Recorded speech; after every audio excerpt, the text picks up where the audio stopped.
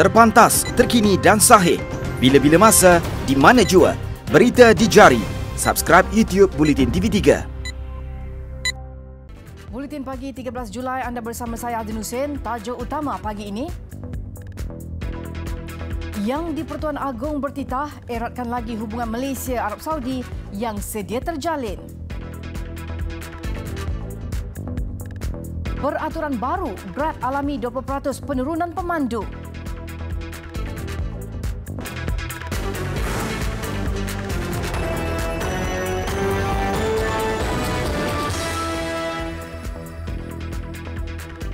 Assalamualaikum dan salam sejahtera. Hubungan erat antara Malaysia dan Arab Saudi yang terjalin diharap dapat dikekalkan bagi meneruskan kesejahteraan kedua-dua negara. Titah yang di-Pertuan Agong Al-Sultan Abdullah Riayatuddin Al-Mustafa Billah Shah, keakraban antara kedua-duanya sejak sekian lama terbukti dengan kerjasama yang dijalin selama ini. Ia dikembangkan dalam pelbagai bidang yang dapat memberi keuntungan kepada kedua-dua negara. Tambah baginda, banyak perkara yang perlu diteroka pada masa akan datang menjamin kesejahteraan rakyat serta kedua-dua negara. Seri Paduka bertitah sedemikian pada majlis minum teh bersama rakyat Malaysia di Madinah. Majlis dihadiri kira-kira 200 rakyat Malaysia, terdiri daripada jemaah haji, pelajar dan rakyat Malaysia yang bekerja di Madinah. Al-Sultan Abdullah bertitah, rakyat Malaysia yang berada di luar negara diharap dapat menjadi duta kecil, berjiwa besar, berhati besar serta niat dan pemikiran besar untuk menaikkan nama negara selain mengeratkan silaturahim dengan negara luar. Sultan Abdullah berangkat ke Arab Saudi sempena lawatan khas ke negara itu bermula semalam hingga 14 Julai. Kehadiran baginda atas jemputan Raja Arab Saudi, Raja Salman Abdul Aziz Al Saud. Seramai 30,200 jemaah haji mengerjakan rukun Islam kelima itu pada musim haji tahun ini dibantu 640 petugas tabung haji.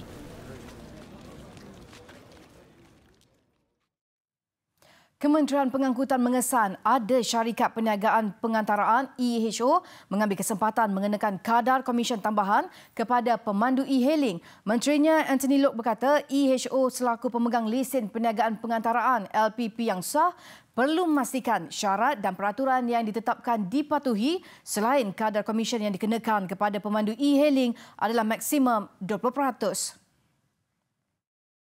Saya tahu ada syarikat EHO menggunakan pelbagai hela, mereka pakai nama lain. Dia bukan pakai komisen.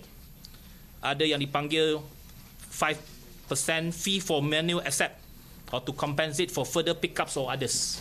Ini tidak dibenarkan sama sekali. Everything maximum is only 20%. Kalau mereka mengenakan komisen bertambahan, tindakan akan diambil terhadap mana-mana syarikat EHO itu. So 20%. Jika didapati bersalah, EHO boleh dikenakan denda di bawah Akta Pengangkutan Awam Darat 2010 termasuk lesen ditarik. Setakat ini, 31 EHO telah diluluskan permohonan untuk mendapatkan LPP dari Agensi Pengangkutan Awam Darat APAD.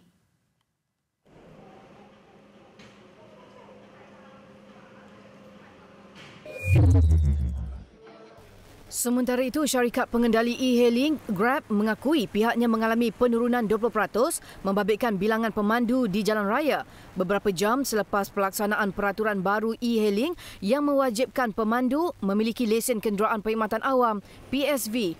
Syarikat itu dalam satu kenyataan memaklumkan keadaan tersebut memberi kesukaran kepada penumpang yang mahu mendapatkan perkhidmatan dan kehilangan pendapatan dalam kalangan pemandu. Grab juga menyambut baik pengumuman dibuat Menteri Pengangkutan Anthony Loke berhubung pendekatan soft landing. Syarikat berkenaan juga berpendapat ia adalah satu keputusan adil walaupun ada pihak mempertikaikan. Selain mendakwa pemandu syarikat itu sengaja memberi alasan serta membuat permohonan pada saat akhir meskipun diberi tempoh 12 bulan untuk menyelesaikannya. Semalam, Anthony Loke mengumumkan Jemaah Menteri memutuskan untuk memberi tempoh 3 bulan lagi kepada pemandu e-hailing yang belum memiliki PSV supaya melengkapkan syarat dan peraturan ditetapkan bagi perkhidmatan terbabit. Gas Malaysia berhad menyemak semula tarif gas asli bagi sektor bukan tenaga di Semenanjung Malaysia bagi tempoh dari 15 Julai 2019 hingga 31 Disember 2019. Di bawah mekanisme kos gas untuk dilepaskan GCPT, bayaran tambahan sebanyak RM1.92 per MMBTU akan dikenakan ke atas semua kategori tarif. Pengedar gas asli itu berkata kerajaan telah meluluskan semakan semula itu melalui surat yang diterima daripada Suruhanjaya Tenaga. Gas Malaysia berkata purata tarif asas gas asli ditetapkan pada RM32.74 per 1 juta unit thermal British MMBTU akan bermula 15 Julai hingga 31 Disember 2019. Berikutan kenaikan berkenaan, pengguna kediaman akan membayar RM25.44 per MMBTU. Bagi pelanggan bukan kediaman pula, kadar charge dibuat mengikut penggunaan tahunan antara 600 MMBTU hingga melebihi 750,000 MMBTU, iaitu membabitkan bayaran tambahan sebanyak RM1.92 per MMBTU. Gas Malaysia berkata walaupun semakan semula tarif itu tidak memberi impak yang ketara kepada operasi perniagaannya, ia dijangka menyumbang secara positif kepada kedudukan kewangannya bagi tahun kewangan berakhir 31 Disember 2019. Kementerian Perdagangan Dalam Negeri dan Hak Ehwal Pengguna KPDNHEP akan meneruskan proses pencerapan maklumat daripada pelbagai pihak dalam memastikan kelancaran pelaksanaan subsidi bersasar Petrol RON95. Menterinya Datuk Seri Saifuddin Nasution Ismail berkata pihaknya bersama Kementerian Kewangan kini dalam fasa akhir menyediakan kertas kabinet bagi tujuan itu. Pandangan diterima termasuk daripada Persatuan Pengguna, pemilik stesen minyak, syarikat minyak dan agensi kerajaan berkaitan. Itu semua telah kita buat dan kita sudah di fasa akhir. Tapi saya akan teruskan sesi penerangan ini. Saya telah pun menemui senior editors akhbar-akhbar di negara kita. Saya telah adakan beberapa engagement dengan mereka dan komitmen saya adalah engagement akan kita teruskan untuk memberi penerangan. Tujuannya supaya rakyat Malaysia benar-benar mendapat maklumat yang terkini, tepat, sahih dan saya juga meminta kepada senior editors dalam pertemuan saya beberapa minggu lepas untuk ikut membantu menerangkan kepada rakyat sebab hasrat kita adalah nak mempermudahkan. Sebarang kelemahan juga katanya boleh disampaikan kepada kementerian untuk diperbaiki dan ditambah baik. Pelaksanaan subsidi bersasar itu sepatutnya dimulakan pada suku kedua tahun ini. Namun matlamat kementerian adalah bagi memastikan pelaksanaan pemberian subsidi kelak menyeluruh dengan kecacatan yang minimum. Bagaimanapun, komitmen kementerian adalah bagi memastikan ia dilaksana tahun ini seperti yang telah dibentangkan dalam Belanjawan 2019.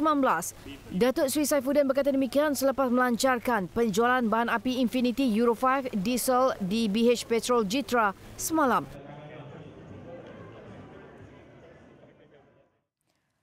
Jabatan Peguam Negara AGC akan mengkaji semula setiap kes di bawah Akta Hasutan yang masih berjalan di mahkamah pada bulan Mei 2018 berdasarkan fakta kes berkenaan. Ia kerana jabatan itu hanya boleh bertindak berdasarkan representasi bertulis yang diterima daripada tertuduh atau peguam belanya. Peguam Negara Tommy Thomas dalam satu kenyataan berkata kajian semula itu sebagai langkah menjamin ketelusan dan kebertanggungjawaban. Bagaimanapun katanya dalam kes penceramah bebas Wan Ji Wan Hussein, tertuduh tidak membuat sebarang representasi kepada AGC berhubung kes hasutannya. Tommy berkata cabaran bagi jabatan tersebut adalah untuk mengimbangi kebebasan bersuara yang semakin meningkat selepas Pilihan Raya Umum ke-14 dengan peningkatan ucapan berunsur kebencian yang menyakiti perasaan rakyat. Apabila pendakwaan dijalankan, jabatan terbabit akan bertindak berpandukan kanun kesaan. Namun dalam keadaan tiada alternatif di bawah undang-undang, dalam kes-kes bersesuaian, jabatan berkenaan tidak dapat menolak kemungkinan menggunakan akta hasutan sehingga ia dimansuhkan. Semalam Mahkamah Tinggi Shah Alam membenarkan penangguhan hukuman penjara setahun terhadap Wan Ji 37 atas kesalahan menerbitkan perkataan menghasut dan menghina terhadap Sultan Selangor 7 tahun lalu. Penangguhan pelaksanaan hukuman itu berkuat kuasa sehingga proses rayuan di Mahkamah Rayuan selesai.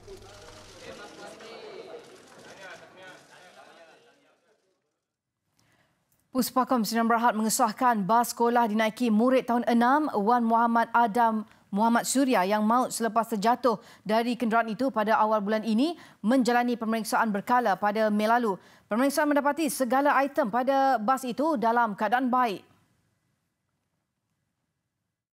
Puspakom dalam satu kenyataan memaklumkan pihaknya juga sudah menyerahkan laporan pemeriksaan bas itu selepas tragedi berkenaan kepada pihak polis. Pemeriksaan terhadap bas terbabit dilakukan pada Selasa lalu dengan kerjasama polis, Jabatan Pengangkutan Jalan dan Institut Penyelidikan Keselamatan Jalan Raya Malaysia, MIROS. Hasil pemeriksaan berkenaan tidak dapat didedahkan kerana ia di bawah bidang kuasa polis. Pada 4 Julai lalu, Wan Muhammad Adam, 12, maut selepas terjatuh dari bas sekolah yang sedang bergerak dipercayai akibat terpijak lantai bas berlubang. Kejadian berlaku di Kampung Kandis, Pasir Putih, Kelantan ketika mangsa bersama rombongan sekolahnya dalam perjalanan ke Bukit Keluang, Besut, Terengganu bagi mengikuti bengkel bahasa Inggeris bersama Universiti Teknologi Mara UiTM.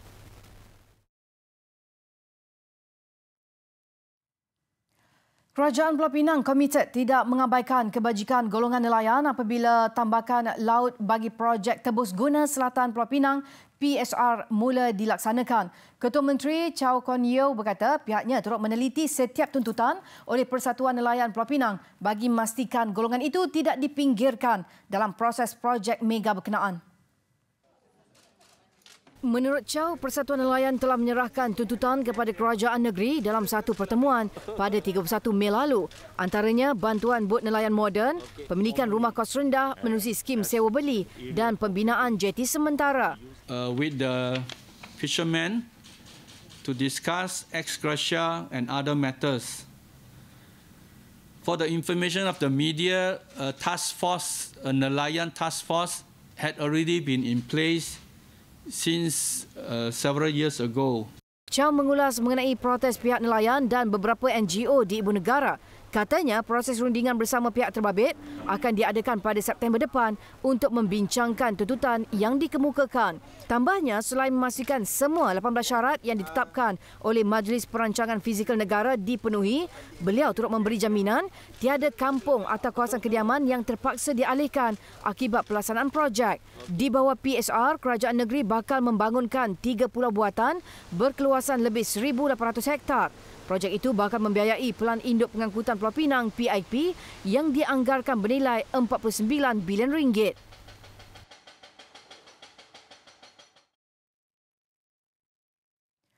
Penduduk kampung Tasik Ampang Campuran di Selangor meminta pihak berkuasa menyelesaikan segera masalah longkang tersumbat yang berlaku di kawasan Tasik Ampang Campuran dipercayai menjadi punca kejadian banjir kilat sering berlaku di kawasan perumahan.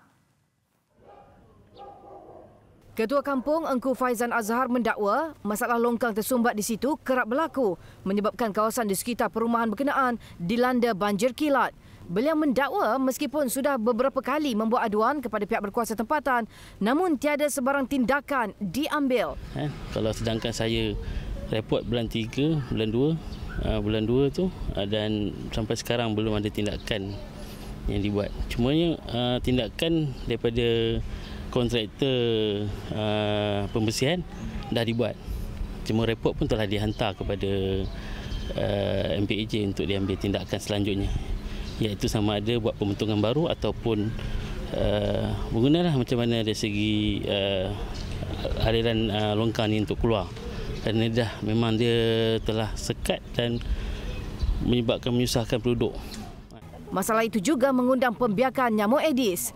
Saya rasa kalau saya tengok actually dia aliran longkang ni memang tidak betul lah. Memang tidak betul sebab semua daripada main road dekat sana pun semua akan connect dekat area depan rumah saya ni. So saya ni memang antara jiran yang bernasib malang lah actually sebab main longkang memang ada berada di depan rumah saya dan selepas bangunan yang baru dibina ni makin teruk longkang saya punya aliran makin tersumbat dan saya pasti pasir-pasir yang dalam di longkang ni pun kenalah dibuang bagi saya lah dan majlis pemandaran memang kena pantau setiap longkang di kawasan dia lah actually. Masalah itu juga dakwa mereka bukan sahaja menjejaskan kesejahteraan dan keselesaan penduduk, bahkan mengancam kesihatan orang ramai yang datang melakukan aktiviti riadah di kawasan berkenaan. Kejayaan Malaysia melakar pertumbuhan ekonomi melangkaui kadar 5% tidak bermakna sekiranya segmen besar masyarakat, khususnya golongan B40 terus dibiarkan tercicir daripada arus pembangunan. Presiden PKR Datuk Seri Anwar Ibrahim berpendirian ekonomi semasa negara tidak mencatatkan sebarang kejayaan yang boleh dibanggakan kerana masih ramai generasi baru rakyat Malaysia dibelenggu isu pengangguran. Jelasnya, semua pihak bertanggungjawab dalam membuka peluang pekerjaan, khususnya kepada golongan belia yang selama ini bertungkus lumus mengerah kudrat melanjutkan pelajaran demi memperoleh segulung ijazah di institusi pengajian tinggi. Tambahnya, langkah ini membolehkan mereka meraih manfaat daripada ekonomi Malaysia yang dinamik. Beliau berkata demikian ketika berucap sempena Malam Penghargaan Rakan Perniagaan dan Kebajikan SOGO 2019 di Ibu Negara malam tadi. Datuk Seri Anwar yang juga pengerusi Kokus Reformasi dan Tadbir Urus Parlimen berkata, isu kelestarian pembangunan ekonomi serta keperluan mencipta peluang pekerjaan untuk graduan di negara ini akan dibangkitkan dalam mesyuarat minggu depan. Tegasnya, ia adalah langkah permulaan kerana keseluruhan agenda reformasi bakal terencat sekiranya ia gagal memenuhi aspirasi asas golongan majoriti rakyat Malaysia.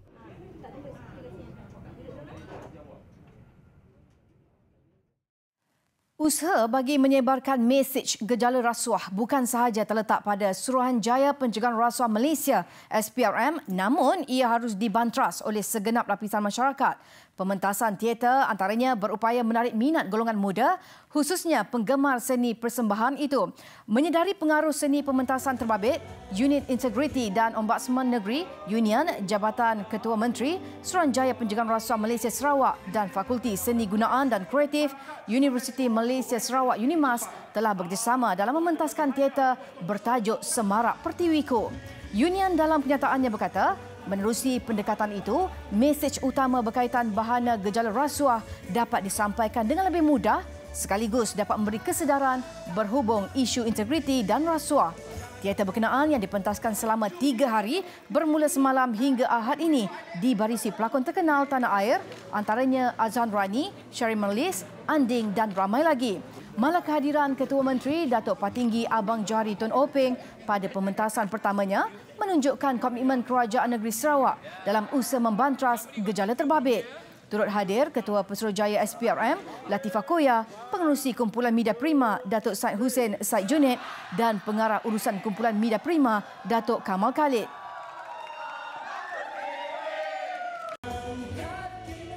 Besar impaknya. Laris selepas hasilnya. Pantas menampilkan prosiding ini secara dalam keuangan maya. Berita di jari.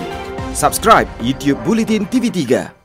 Kita ke laporan antarabangsa. Pakar Perancis mendakwa juruterbang pesawat Malaysia Airlines MH370 atau individu lain telah mengawal pesawat sehingga akhir penerbangan.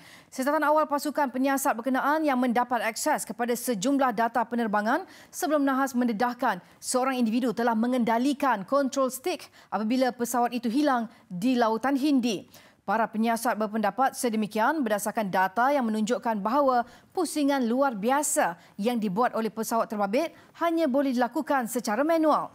Pakar berkata pusingan itu perlu dilakukan dengan tangan kerana ia terlalu ketat untuk dilakukan oleh autopilot.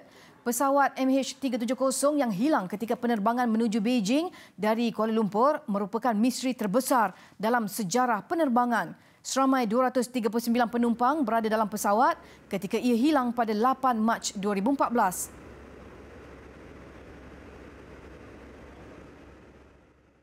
Besar impaknya. Laris selepas hasilnya. Pantas menampilkan prosiding ini secara dalam keuangan maya. Berita di jari. Subscribe YouTube Bulletin TV3. Baik, kita beralih ke perkembangan bola sepak. Hasrat Pahang untuk mengesahkan status selaku naib juara Liga Super 2019 tertangguh. Ia selepas mencatat keputusan seri 1-1 menentang Terengganu FC (TFC) di Stadium Sultan Ismail Nasiruddin Shah, Kuala Terengganu malam tadi. Berkunjung ke tempat lawan, Pahang yang turut mencari 3 mata penuh nyata beraksi garang apabila terlebih dahulu menggasak kubu Terengganu menerusi Lazarus Kambi. Namun percubaannya tersasar pada minit ke-9. Selang 7 minit kemudian, Terengganu pula hadir dengan serangan berbahaya. Tetapi usaha yang dicipta Cece Kipre berjaya diselamatkan Muhammad Muslim Ahmad. Aksi bertambah rancak selepas itu apabila kedua-dua pasukan saling berbalas serangan. Namun tuah lebih memihak Terengganu selepas Ahmad Syamim Yahya berjaya meledak gol pembukaan pada minit ke-42. Tiada tambahan gol menyusul. Aksi selepas rehat berubah menjadi milik Pahang apabila Muhammadus Samareh tampil menyamakan kedudukan 1-1 pada minit ke-51. Tersentak, Terengganu kembali menguasai permainan dalam usaha menyekat usaha Pahang dan disiplin tinggi yang ditunjukkan tuan rumah nyata berhasil sehingga tamat 90 minit masa permainan sekaligus menangguhkan seketika hasrat Pahang untuk mengesahkan status selaku naib juara pada perlawanan ke-20 Liga Super. Bagaimanapun ketika ini Pahang yang masih mempunyai baki 2 perlawanan kekal di tangga kedua dengan 37 mata berkelebihan 5 mata dengan Melaka United di tangga ketiga.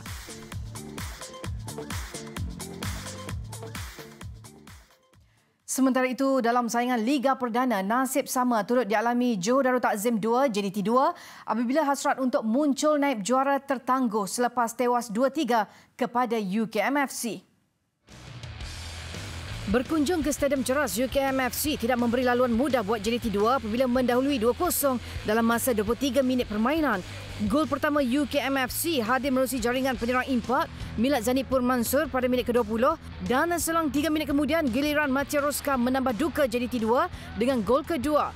Bagaimanapun, seminit selepas itu, JDT 2 berjaya merapatkan jurang gol selepas rembatan Muhammad Izafiq Ruzi berjaya menewaskan Amin Faisal Muhammad Saidi. Kekal 2-1 tamat separuh masa pertama. Keadaan bertambah sukar buat pelawat pada separuh masa kedua apabila Matthew mencetak gol ketiga UKMFC pada minit ke-51. JDT 2 cuba bangkit selepas itu namun usaha pelawat hanya hadir pada masa kecederaan apabila Muhammad Rozaimi Abdul Rahman berjaya menyudahkan sepakan penalti. Apapun, kebangkitan lewat yang diharapkan JDT 2 tidak berhasil sekaligus kedudukan 3-2 kekal memihak UKMFC sehingga tamat permainan.